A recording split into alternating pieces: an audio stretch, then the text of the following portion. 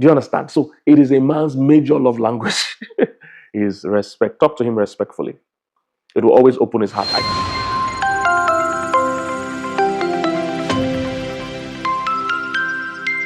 Number one on the list, without any equivocation, without any argument, without any debate. Number one on the list is a man's need for respect. A man's need for respect. It triggers many women. They don't understand. What do you mean? All of us want respect. You need to understand that men and women are wired differently. Uh, we're just different. I believe God did this so for a reason. It's part of what even makes us attractive to each other. I tell women, your feminine energy is part of what even makes you attractive to a man. The moment you are so similar to a man, there's no attraction. Why would you want to marry? No man wants to marry another man.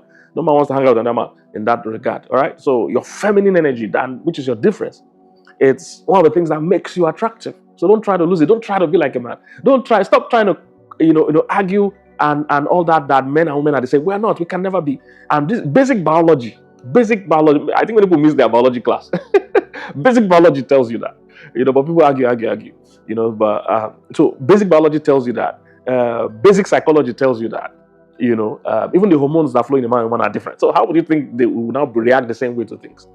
Number one thing that confuses women is the man's need for respect. Men love respect. Men respond to respect. So let's start from scripture. Again, I didn't make this up. Ephesians 5, one of the strongest treatises on marriage in scripture, clearly shows that what a man and a woman firstly desire or mainly need in a marriage are not the same. All right? It shows from that scripture the number one thing a woman desires is love. All right. Again, we have to define love when the time comes, but let's just use that word the way it's used. Is love. And the number one thing a man desires is respect. All right. This doesn't mean men don't need love, because that's the argument some people make. Oh, is that men? No. Men need love. But again, what men will interpret as love will be different. And this doesn't mean women don't need respect. Again, what men will interpret as respect is different. So that's what we're trying to say. And this is the Bible. All right. You see in Ephesians 5, all the way from 21 down to maybe 30. It says, so husbands, see to it that you love your wives. And as a wife, see to it that you respect your husband. They put all the scripture here, that you respect your husband. It's a major need for men. And God wasn't saying this. You see, if you understand the Bible, understand God, God is neither a feminist nor a chauvinist. And when we use feminist, we mean modern feminism. Okay? God is neither a feminist nor a chauvinist. God is not, in support of men against women or support of women against men. Everybody is his creation. So he's not playing gender war with anybody. He's just, those scriptures, he was trying to coach women on what will open a man's heart. Do you get it? So there's even nowhere in scripture God told a man that make your wife submit. No. God was coaching his daughters and saying, look, if you are respectful and cooperative and yielded, you can literally control the man because he will be so open to you.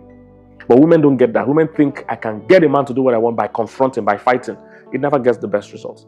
All right. Men generally are responsive to respect. They just need it. It's an honor thing for them. It's how they respond to things. It opens their heart to any situation. Men are generally respect driven. It is biblical. But let me also give you stats. There has been so many surveys they did where men and women were having quarrels or arguments, and they asked the woman, how did you feel? Over 70%, about 80% of the women said they felt unloved. They asked the men, same quarrels, same arguments, same couple. They asked the men, and about 80% of the men said they felt disrespected. Did you see that? So men generally see every issue in their marriage or any issue in their relationship as a disrespect issue.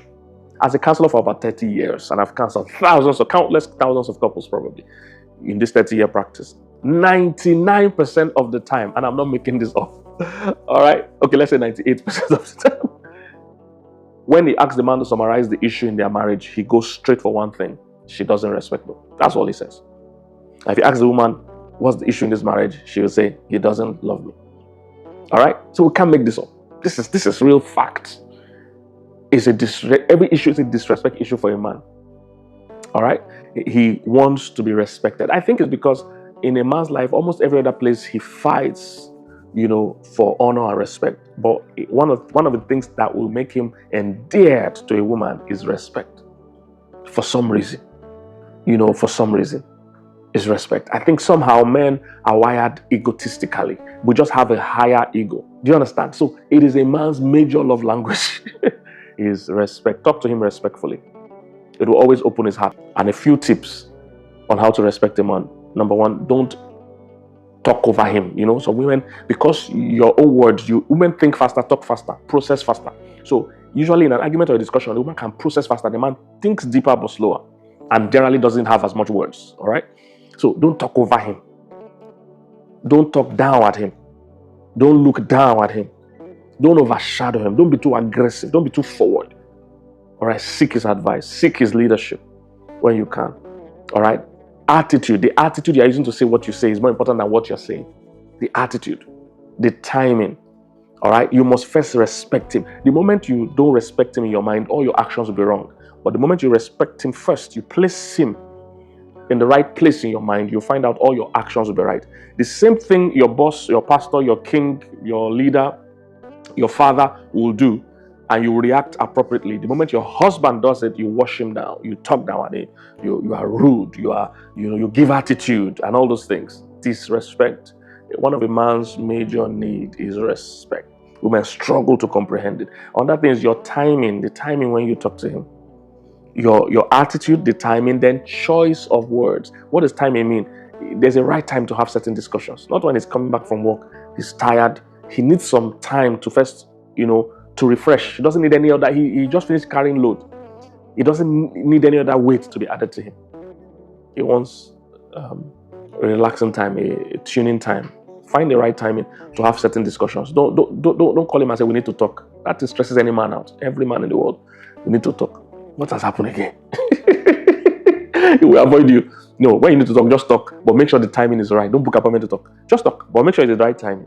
All right? Then choice of words. Choice of words. Let the words be loaded with respect. You can tell a man anything. Abigail understood that. I call Abigail the unforgettable one. I need to do a video on Abigail. I need to do a book even on it. I call her the unforgettable one. Abigail was just skillful. When David was coming to destroy Abigail, you know what Abigail did? When Abigail met him, Abigail didn't try to appeal to his emotions. Abigail appealed to his ego and to his logic. That's how to talk to a man. Abigail understood that. Mike Murdoch said there's a king and a fool in every man. The one you talk to is the one that will respond to you. So David was coming to kill her family. She intercepted David and said, you're going to be king soon. Don't stain your hand and your reputation and your story. Don't spoil your story with that you kill the family over food. You are going to be king. You see that, and David got it. Speak up to a man. When your husband is doing certain things you don't like, don't tell him you are such a useless man. No. Tell him, your kids look up to you. You are a respected person. You are the leader of this home. Appeal to his ego. Appeal to his leadership. Appeal to the king inside of him. Appeal to his logic.